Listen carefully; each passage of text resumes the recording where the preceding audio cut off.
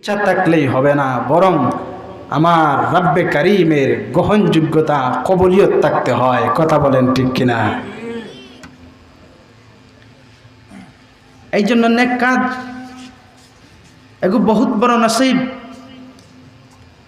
ভালো কাজের সাথে জড়িত থাকা বহুত বড় নসিব।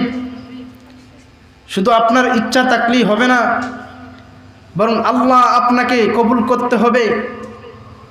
আল্লাহ আপনাকে কবুল করেছেন, আপনার ইচ্ছা আছে, উভয় সমন্বয়ে যদি থাকে তাইলে নেক কাজে আওয়াজ হয়।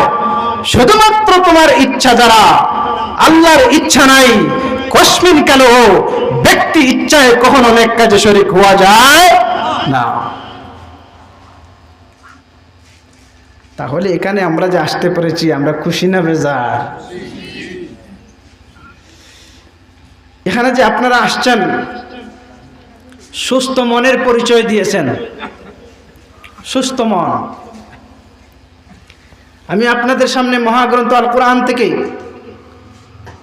ছোট্ট দুইখানা আয়াত তেলাওয়াত করেছি।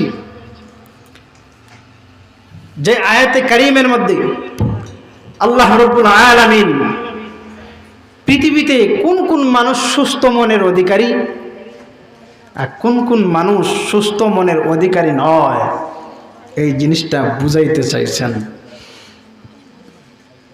ইয়াউমা লা ইয়ানফাউ মালুন ওয়ালা বানুন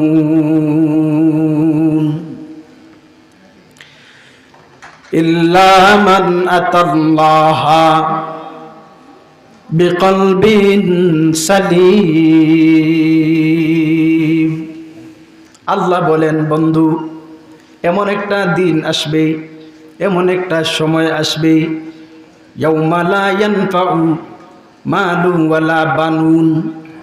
এমন একটা কঠিন দিন আসবে, এমন একটা সময় আসবে, যেই সময় আপনার সম্পত্তি আপনার কোনো কাজে আসবে না, এমনকি আপনার সন্তান সন্ততিও আপনার কোনো কাজে আসবে না। তবে ইল্লা মান আতাল্লাহা বিকলবিন সালিম। যদি সুস্থ মন থাকে, সেই দিন সুস্থ মন আপনার কাজে আসবে। কেমন কাজে আসবে?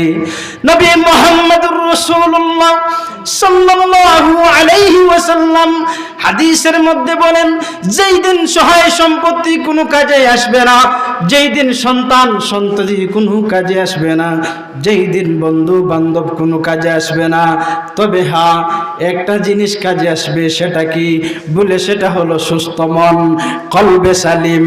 যেই ব্যক্তি কলবে সালিম হবে, যেই ব্যক্তি সুস্থ মনের অধিকারী হবে, সেই ব্যক্তি বিনা হিসাবে জান্নাতি হয়ে যাবে।